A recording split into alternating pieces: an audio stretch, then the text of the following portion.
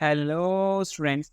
आज की इस वीडियो में हम क्लास 10 का chapter 3 pair of linear equation into variables का एक्सरसाइज 3.2 का इंट्रोडक्शन विद एग्जांपल कवर करेंगे। तो चलिए स्टार्ट करते हैं अपनी नेक्स्ट स्लाइड से। सो स्टूडेंट्स, अभी हमने एक्सरसाइज 3.1 पढ़ी, कंप्लीट करी हमने दोनों वीडियोस। तीन वीडियोस, एक में हमने इंट्रोडक्शन पढ़ा और दो वीडियोस में हमने सारे एक्सरसाइज के क्वेश्चन कंप्लीट करे।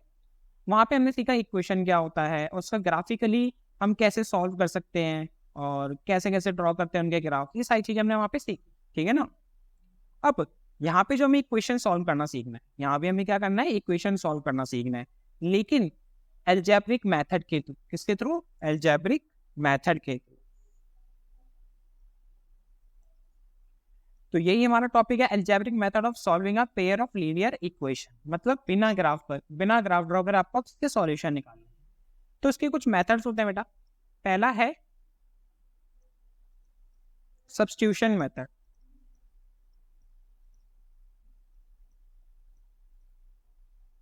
ठीक है। दूसरा है बेटा एलिमिनेशन मेथड, और तीसरा है बेटा क्रॉस मल्टीप्लिकेशन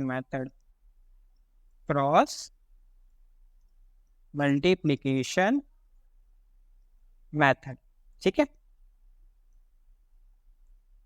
जिसमें से हमारी 3.2 एक्सरसाइज है सब्स्टिट्यूशन मेथड के ऊपर, और 3.3 एक्सरसाइज है हमारी एलिमिनेशन मेथड के ऊपर, और क्रॉस मल्टीप्लिकेशन वाली एक्सरसाइज डिलीट हो चुकी है आपकी, तो मतलब हमें ये नहीं पढ़ना। तो हमें एक्सरसाइज 3.2 में एल्जेब्रिक मेथड है हमारा सब्स्टिट्यूशन मेथड, इसके थ्रू हम सीखेंगे बेटा पेयर ऑफ लीनियर इक्वेशन का सॉल्यूशन निकालना। क्या सीखेंगे? Solving a pair of linear equation using substitution method. ठीक है ना। तो सब्स्टिट्यूशन माने जानते हैं आप क्या होता है? सब्स्टिट्यूट करना। क्या करना? सब्स्टिट्यूट करना। अब सब्स्टिट्यूट क्या होता है भाई? जैसे मान लो हमें सिंगल वेरिएबल इक्वेशन सॉल्व करने आती है हमें।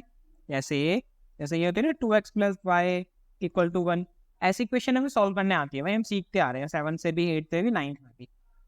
लेकिन 2 वेरिएबल इक्वेशन हमने आज तक सॉल्व करना नहीं सीखा। तो पता है हम क्या करेंगे? यहाँ पर हमारे पास दो इक्वेशंस होती हैं। एग्जाम्पल 4 से समझो। हमारे पास दो इक्वेशन है, मान लो एक ये है और एक ये है। एक को मान लो फर्स्ट इक्वेशन और एक को मान लो सेकेंड इक्वेशन, मान ली। इसके बाद क्या करो, कोई से भी इक्वेशन को उठाओ, उसको x या y के इक्वल में करो, और दूसरी इक्वेशन में पुट कर दो x y की वैल्यू। तो उससे होगा क्या, बताता हूँ आगे। देखो, जैसे मान लो आपने दूसरी इक्वेशन उठाई, x + 2y = 3। आप कोई सी भी इक्वेशन उठा सकते हो, पहली या दूसरी उठा ली, जैसे हमने यहाँ दूसरी उठा ली। अब इसको मैं x के इक्वल में कर रहा हूँ। किसके इक्वल में कर रहा हूँ? x के इक्वल। प्लस का 2y राइट हैंड साइड आ गया, -2y हो जाएगा। और इसको मान लो थर्ड इक्वेशन, ठीक है। और पुट कर दो अब x की वैल्यू 3 - 2y इन इक्वेशन। अभी हमने कौन सी वैल्यू में से वैल्यू निकाली x की? सेकंड में से, तो फर्स्ट में पुट कर दो। यहाँ पे देखो हमने क्या करा, सेकंड इक्वेशन को सब्स्टिट्यूट कर दिया। सेकंड इक्वेशन की वैल्यू क्या? x के इक्वल में लिया है, और इसको पुट कर देना हम कौन सी इक्वेशन में? फर्स्ट इक्वेशन में। अगर हमने फर्स्ट इक्वेशन को सब्स्टिट्यूट किया होता तो कौन सी इक्वेशन में पुट करते बेटा? सेकंड इक्वेशन में। लेकिन यहाँ पे हमने फर्स्ट इक्वेशन को सब्स्टिट्यूट कराया, तो कौन सी इक्वेशन में पुट करेंगे? फर्स्ट इक्वेशन में। तो फर्स्ट इक्वेशन है हमारी 7x - 15y = 2। 7x की जगह लिखोगे 3 - 2y माइनस का 15y = 2। 7 3 = 21, 7 2 = 14, और ये माइनस का 15 = 2। अब प्लस का 21 पे बेटा राइट हैंड साइड आके क्या हो जाएगा? -20। अच्छा, उससे पहले कोई चीज, अभी तक हमने क्या करा, हमें 2 वेरिएबल इक्वेशन सॉल्व करना नहीं आती थी, तो हमने कोई सी भी इक्वेशन उठाई, उसको x या y के इक्वल में करा। जैसे हमने यहाँ पे हमने x के इक्वल में करा, जो x की वैल्यू आई उसे हम पहली इक्वेशन में पुट कर दिया। इससे हमारा फायदा ये हुआ कि पूरी इक्वेशन 1 वेरिएबल में कन्वर्ट हो गई। देखो ना, पूरी इक्वेशन किस में कन्वर्ट हो गई? 1 वेरिएबल में कन्वर्ट हो गई। और 1 वेरिएबल इक्वेशन हमें बहुत अच्छे से सॉल्व करने आती है। बस बात खत्म। 1 वेरिएबल इक्वेशन हमें सॉल्व करने आती है, इसको सॉल्व करेंगे तो इससे यहाँ से हमारी y की वैल्यू आ जाएगी। फिर y की वैल्यू कोई सी भी इक्वेशन में पुट कर देना, जैसे इसमें पुट कर देंगे हम इस वाली में y की वैल्यू, तो कौन सी वैल्यू आएगी, x की।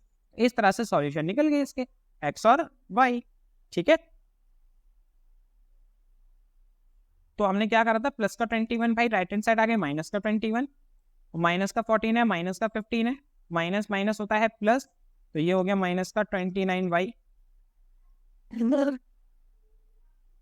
माइनस का 29y, 2 में से 29 या माइनस का 19, और y की वैल्यू कितनी आई बेटा, माइनस का 29 है ना, तो इधर आके डिवाइड हो जाएगा, माइनस से माइनस कैंसिल, 19/29 आ गई y की वैल्यू।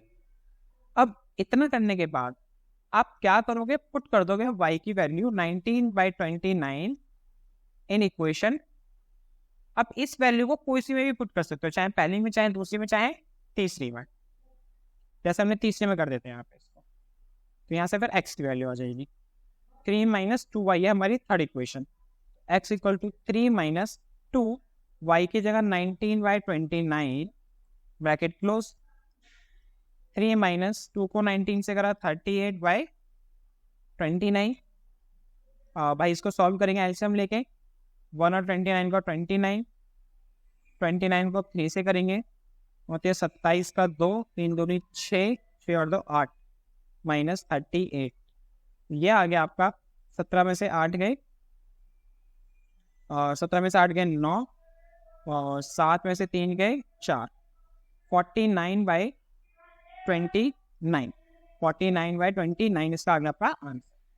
x की वैल्यू आई भाई हमारी 49/29, और y की वैल्यू आई भाई हमारी कितनी, 19/29। ये हो गया बेटा इसके solution.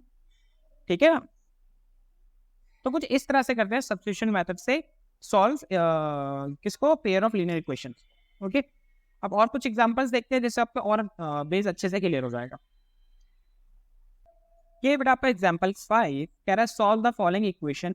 After tell his daughter 7 years ago I was 7 times as old you were then, also 3 years from now I shall be 3 times as old you will be. Represent the situation algebraically and method of substitution. मतलब इसको solve करना है substitution method से, और उसको algebraic हमें show करना है। बेसिकली यहाँ पे आपको इक्वेशन बनानी है भाई, बेसिकली क्या करना है यहाँ पे आपको इक्वेशन बनानी है, फिर उसको सॉल्व करना है सब्स्टिट्यूशन मेथड से। तो करते हैं भाई। तो यहाँ पे दो जने कौन कौन है, मैंने आपको बताया था वर्डिंग प्रॉब्लम जो होती है 2 वेरिएबल इक्वेशंस की। तो सबसे पहले जो 2 बंदे हैं, 2 बंदी हैं, 2 चीज है, कुछ भी है, उनमें से एक को x मान लो और एक को y मान लो। तो यहाँ भी हम वही करेंगे, let Aftab ages x and Aftab की डॉटर की एज कितनी है, यहाँ पे y मान लेते हैं। आफ्ताब डॉटर एजेस y, ठीक है। अब आफ्ताब कह रहा है अपनी डॉटर से 7 years ago, 7 years ago 7 साल पहले की बात बोल रहे हैं, 7 years ago। तो 7 years पहले हम एगो चलते हैं, 7 years ago चलते हैं हम लोग। आफ्ताब की 7 years ago कितनी हो जाएगी बेटा, x - 7, और उसके डॉटर की भी y - 7। समझ रहे हो ना मैं क्या कह रहा हूँ। अभी उनकी एज को हमने माना है x है, और आफ्ताब की डॉटर की एज हमने y मानी है। तो क्वेश्चन बोल रहा है 7 years ago चलो, तो हम 7 years ago कैसे पहुंचेंगे, उनकी एज में से 7 माइनस करके, आफ्ताब की एज में से -7 कर दिया, उसकी डॉटर की एज में से 7 माइनस कर दिया। कह रहा है I was 7 times old as you were then। कह रहा है 7 साल पहले मैं तुम्हारी एज का 7 टाइम्स था, 7 साल पहले मैं तुम्हारी एज का क्या था, 7 टाइम्स था। तो गौर से समझो जरा, ये है कौन है, आफ्ताब की एज 7 साल पहले की, और ये किसकी एज है बेटा, उसकी डॉटर की एज 7 साल पहले की। ठीक है, अब ये कह रहा है इससे डॉटर से अपनी, मैं तुमसे 7 टाइम्स था, 7 साल पहले ही मैं कितना टाइम्स था तुमसे, 7 टाइम्स था। तो एक बात सोचो खुद ही, अगर मैं इसकी डॉटर की एज को 7 से मल्टीप्लाई कर दूं, 7 साल पहले पहुंचे हम, 7 साल पहले कैसे पहुंचे, 7 माइनस करके। अब मैं 7 से मल्टीप्लाई कर दूं उसकी डॉटर की एज को, 7 से मल्टीप्लाई कर दूं उसकी डॉटर की एज को, तो क्या वो अपने फादर की एज के बराबर आएगी कि नहीं आएगी, बिल्कुल आएगी। समझ रहे हो मैं क्या कह रहा हूँ। ये है मान लो उसका फादर, और ये है कौन, उसकी डॉटर। अब जो भी इनकी एज है 7 साल पहले कितनी होगी, -7 कर देंगे, क्या कर देंगे, -7 कर देंगे। तो अब मैं कह रहा हूँ 7 साल पहले इन दोनों की एज बराबर कब होगी? जब मैं मल्टीप्लाई कर दूं इस डॉटर की एज को किससे? 7 से, क्योंकि इसने यही तो बोला है 7 टाइम्स थे ओल्ड थे। उसके आफ्ताब ने क्या बोला, मैं तुमसे डॉटर से बोला कि मैं तुमसे 7 टाइम्स ओल्ड था, 7 टाइम्स बड़ा था, इसलिए मैंने क्या करा, उसकी डॉटर की एज को 7 से मल्टीप्लाई कर दिया, कुछ इस तरह से। x minus 7 equal to 7 into y minus 7, ये बने इसकी इक्वेशन। ठीक है, अब इसको थोड़ा सिंप्लीफाई कर देते हैं ताकि प्रॉपर इक्वेशन बना सके हम लोग। x माइनस 7, 7 बाई माइनस का 49, यहाँ देखो x माइनस का x माइनस 7, ब्रैकेट ओपन कैसे करते हैं, बाहर जो नंबर है उससे मल्टीप्लाई करके, 7 को y से करा 7y, 7 को 7 से करा 49, x प्लस का 7y इधर आके माइनस का 7y, और ये माइनस 7 पहले से है, माइनस 49 इधर आके प्लस का 49, तो ये बनी आपकी question x minus 7y minus plus minus तो प्लस का 42 इक्वल टू 0। ये बनी बेटा आपकी फर्स्ट इक्वेशन, ये आपकी बनी फर्स्ट इक्वेशन। ठीक है, अब दूसरी क्वेश्चन आते हैं। आगे कह रहे 3 ईयर फ्रॉम नाउ, 3 साल बाद, 3 ईयर फ्रॉम नाउ 3 साल बाद। देखो 3 साल बाद आफ्ताब की हो जाएगी x प्लस 3 और उसके डॉटर की एज y प्लस 3। क्लियर, वो कह रहा है अब उससे कि 3 टाइम्स था उस टाइम में, 3 साल बाद में तुम्हारी एज पे कितना जाऊंगा, 3 टाइम्स हो जाऊंगा। तो भाई दोनों की एज बराबर कब होगी, 3 साल बाद, जब 3 से मल्टीप्लाई कर दूं मैं किसको, उसकी डॉटर की एज को। समझ रहे हो ना, उसकी डॉटर की एज को 3 से मल्टीप्लाई कर दूंगा 3 ऐड करके, क्योंकि 3 साल बाद की बात हो रही है, तो दोनों की एज बराबर हो जाएगी। इस तरह से हमारी इक्वेशन बन गई दूसरी भी। इसको सिंप्लीफाई कर लेंगे अब, x plus 3 equal to 3y plus 3 9, x plus का 3y रखे माइनस का 3y प्लस का 3 प्लस का 9 इधर रखे माइनस का 9 इक्वल टू 0। तो इक्वेशन बनी आपकी x माइनस 3y, 3 में से 9 गया माइनस का 6 इक्वल टू 0। ये बन गई बेटा आपकी सेकेंड इक्वेशन। अब हम क्या करते हैं, इसको दोनों इक्वेशंस को सब्स्टिट्यूशन मेथड से सॉल्व कर लेते हैं। तो मान लो हमने पहली इक्वेशन हमारी जो x माइनस 7y प्लस 42, इसको x के इक्वल में कर रहे हैं हम। x के इक्वल में करेंगे तो क्या आएगा, माइनस का 7y राइट हैंड साइड आगे, प्लस का 7y प्लस का 42 उधर जाके माइनस का 42। इसको मान लेंगे हम थर्ड इक्वेशन, फिर पुट करेंगे x equal to 7y minus 42 in equation. हमने कौन सी इक्वेशन सब्स्टिट्यूट करी बेटा, पहली, तो पुट करेंगे सेकंड इक्वेशन में। सेकंड इक्वेशन हमारी x minus 3y minus 6 equal to 0।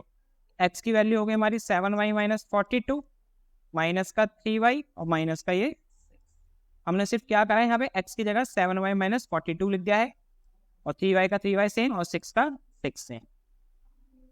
अब सिंप्लीफाई कर देते हैं इसको, 7y में से 3y गया 4y माइनस का 42 माइनस का 6 माइनस का 48, और माइनस 48 राइट हैंड साइड जाके क्या हो जाएगा, प्लस का 48, और 4 से इसको डिवाइड कर देंगे, नॉर्मल इक्वेशन की तरह सॉल्व कर देंगे जी हमें। जब हमारा वन वैल्यू में कन्वर्ट हो जाए ना, जैसे हम नॉर्मल इक्वेशन सॉल्व करते हुए आ रहे हैं वैसे ही कर देंगे। इससे कैंसिल 12 बात, तो y की वैल्यू यहाँ से आ गई बेटा आपकी 12। अब क्या करेंगे, पुट कर देंगे y की वैल्यू 12 इन इक्वेशन थर्ड में कर देते हैं। थर्ड इक्वेशन क्या है हमारी, ये रही, x equal to 7y minus 42, x equal to 7, y की जगह लिख दो 12 माइनस 42, 7 को 12 से करेंगे कितना आएगा 84, माइनस 42 करेंगे 2 और ये 4, 42 कितना आएगा बेटा 40। तो आफ्ताब एज कितनी हो गई बेटा, लिखें इतना, देखो यहाँ तक कर लिया। अब आपको सिर्फ क्या लिख देना है, आफ्ताब एज इज 42 और इसके डॉटर की एज कितनी हो जाएगी, daughter age is 12, daughter age is 12। ठीक है, तो ये हो गया आपका एग्जाम्पल 5 कंप्लीट। अब देखते हैं एग्जाम्पल 6। कह रहे हैं shop of the cost 2 pencil 3 eraser is 9 rupees. 1 second, 2 pencil 3 eraser बेटा 9 रुपीज़ की है, 4 पेंसिल 6 इरेजर 18 रुपीज़ की है। तो हमें कॉस्ट ऑफ पेंसिल और इरेजर की कॉस्ट बतानी है, ठीक है। तो हमें भाई 2 चीज़ों की चीज़ें फाइंड करनी है, कौन कौन सी, cost of pencil, cost of eraser. तो लेट कर लेते हैं, कॉस्ट ऑफ पेंसिल इज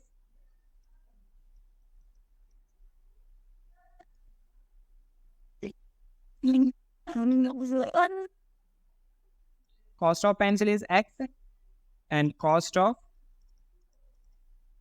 ये बेटा 1 पेंसिल की है और 1 इरेजर की कॉस्ट है y। तो देखो 2 पेंसिल है, एक पेंसिल x के, तो 2 पेंसिल कितने की हो गए बेटा 2x की। 3 इरेजर है, एक इरेजर y के, तो 3 इरेजर कितने की हो गई 3y की, और उन दोनों का सम किसके बराबर है 9 के। इस तरह से बन गई है फर्स्ट इक्वेशन। इसी तरह से 4 पेंसिल की कॉस्ट, एक पेंसिल कॉस्ट x है तो 4 पेंसिल की कितनी रहेगी 4x, और 6 इरेजर है, एक इरेजर y की है तो 6 इरेजर 6y की, इन दोनों का सम किसके बराबर है 18 के। तो ये बन गई हमारी सेकंड इक्वेशन। अब इनको सॉल्व कर देते हैं। 2x plus 3y equal to 9। मैं पहली इक्वेशन उठाई, इसको सब्स्टिट्यूट कर रहा हूँ, चाहे x में करूँ चाहे y में करूँ, आपकी मर्जी है। मैंने कर देता हूँ इसको यहाँ पे x में, तो भाई प्लस का 3y होता था, माइनस का 3y। अभी भी बेटा देखो यहाँ पे अकेला x नहीं है, यहाँ पे हमें अकेला x चाहिए। मल्टीप्लाई में 2 है ना, तो इसको क्या करोगे डिवाइड में ले आओगे, क्योंकि जो चीज़ यहाँ मल्टीप्लाई में होती है इक्वेशन जैसे सॉल्व करते हैं उसी तरह से, तो ये डिवाइड में आ जाती है। और इसको मान लेंगे हम थर्ड इक्वेशन। अब पुट कर देंगे x की value 9 minus 3y by 2 in equation, हमने कौन सी इक्वेशन सब्स्टिट्यूट करी बेटा फर्स्ट, तो पुट करेंगे सेकेंड इक्वेशन में। सेकेंड इक्वेशन है हमारी 4x plus 6y equal to 18। तो 4 x की जगह लिखेंगे 9 माइनस 3y बाई 2 और प्लस में 6y इक्वल टू 18। 2 से 4 कैंसिल, 2 बार में, तो बचा यहाँ पे 2 ब्रैकेट में 9 माइनस 3y प्लस में 6y इक्वल टू 18 बचा। अब इसको ब्रैकेट ओपन करते हैं, 2 9 ज़ा 18, 2 3 ज़ा 6 और प्लस में 6y equal to 18। Minus 6y से 6y कैंसिल, और 18 इक्वल टू क्या आ रहा है बेटा यहाँ पे 18 आ रहा है। 18 इक्वल टू 18 क्या आ रहा है, ये क्या आ रहा है, यहाँ से तो भाई y कट गया हमारा, y हमारा कट गया।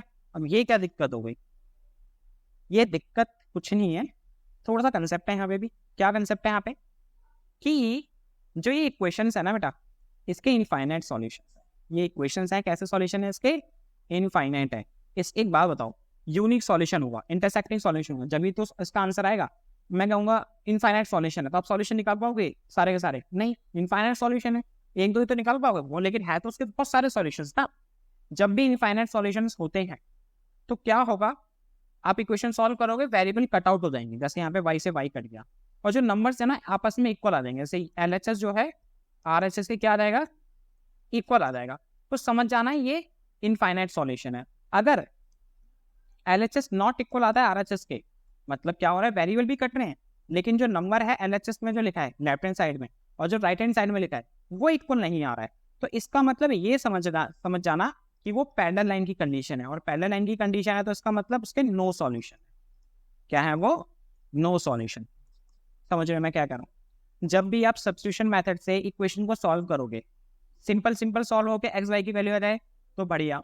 अगर पूरे वेरिएबल कट जाएं, पूरे वेरिएबल्स कट जाएं और LHS RHS के इक्वल आ जाए, जैसे हमारा आया 18 इक्वल टू 18, तो समझ जाना है इस इक्वेशन का इनफाइनाइट सॉल्यूशन है, इसलिए ऐसा हुआ है।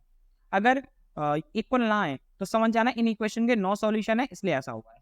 तो फिर लिखेंगे क्या हम लोग, क्या हो रहा है, तो बेटा हम लिखेंगे क्या यहाँ पे, this equation has infinite solution,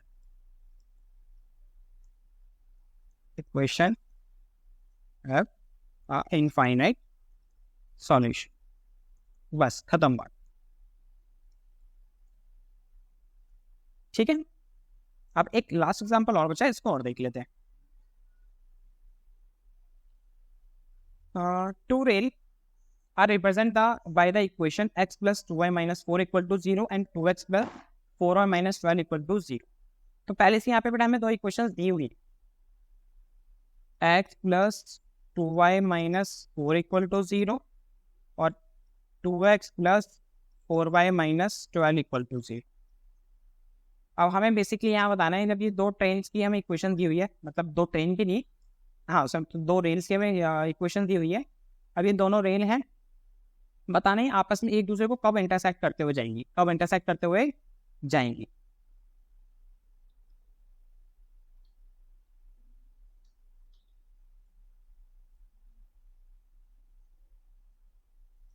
क्यों भाई परेशान कर रहा है? चलो, तो अब इसको बेटा बेसिकली हमें सॉल्व करना है। तो पहली इक्वेशन उठाई हमने, ये हमारी फर्स्ट इक्वेशन हो गई, ये हमारी सेकंड इक्वेशन हो गई। x plus 2y minus 4 equal to 0। तो यहाँ से x की वैल्यू क्या आई, माइनस का 4 उधर आ गए, प्लस का 4, प्लस का 2y इधर आ गए, माइनस का 2y, और इसको मान लेते हैं हम लोग थर्ड इक्वेशन। फिर हम पुट करते हैं x इक्वल टू जो आई है वैल्यू 4 माइनस 2y, कौन सी इक्वेशन में, जो हमने सब्स्टिट्यूट नहीं करी है उसमें, हमने सब्स्टिट्यूट करी है फर्स्ट इक्वेशन, तो पुट करेंगे सेकेंड इक्वेशन। सेकेंड इक्वेशन है हमारी 2x plus 4y minus 12 equal to 0। तो 2 इंटू एक्स की जगह लिखेंगे जो हमने यहाँ पे वैल्यू निकाली है 4 माइनस 2y, फिर ये प्लस में 4y माइनस का 12 इक्वल टू 0। अब इस ब्रैकेट को ओपन करेंगे, 2 4 ज़ा 8 माइनस में 2 2 ज़ा 4 प्लस में 4y माइनस का 12 इक्वल टू 0। माइनस का 4y प्लस का 4y बेटा कैंसिल, क्योंकि माइनस प्लस माइनस 4y से 4y गया 0, 8 में से 12 गया माइनस 4 इक्वल टू 0 बचा। यहाँ भी देखो क्या हुआ बेटा, वेरिएबल्स कट आउट हो गए, वेरिएबल कट आउट हो गए, ठीक है ना, वेरिएबल यहाँ भी क्या हो गए, कट आउट हो गए। इसका मतलब क्या हुआ, लेकिन LHS not equal to RHS, इसका मतलब रे नॉट क्रॉस ईच अदर। इसका मतलब देखो एक दूसरे को इंटरसेक्ट नहीं करा उसने, अगर इंटरसेक्ट करता तो सॉल्यूशन आ जाते, इंटरसेक्ट करते ही दोनों रेल्स एक दूसरे को तो सॉल्यूशन आ जाते, नहीं करा तो इसका मतलब, और वो भी कैसा आया बेटा, नॉट इक्वल आया, कैसा आया, नॉट इक्वल आया, और इक्वल तो कभी हो ही नहीं सकता, क्योंकि इक्वल आता तो इसका मतलब इनफाइनाइट सॉल्यूशन होते हैं। तो भाई ट्रेन के ऊपर तो चलेगी नहीं, ट्रेन के ऊपर चलेगी जब भी तो इनफाइनाइट सॉल्यूशन होंगे, समझ रहे हो ना। जैसे हमने इक्वेशंस बनाई तो भाई एक के ऊपर एक बनते जब भी तो उसके इनफाइनाइट सॉल्यूशन बनते हैं, तो ट्रेन के ऊपर तो चलेगी नहीं, और ना ही इसको ऐसे कट करके जाएगी बीच में से, इसलिए वो दोनों नहीं बनी है। तो इसलिए और कैसी बनी इक्वेशन, नो सॉल्यूशन वाली बनी है। नो सॉल्यूशन वाली कैसे बनी मुझे कैसे पता, क्योंकि LHS RHS का इक्वल नहीं आया, तो इसका मतलब आंसर क्या लिखोगे, rail not cross each other, खत्म। इसी के साथ बेटा इसका होता है इंट्रोडक्शन कंप्लीट। अब मिलते हैं आपसे नेक्स्ट वीडियो में, वहां करेंगे इस एक्सरसाइज के क्वेश्चन।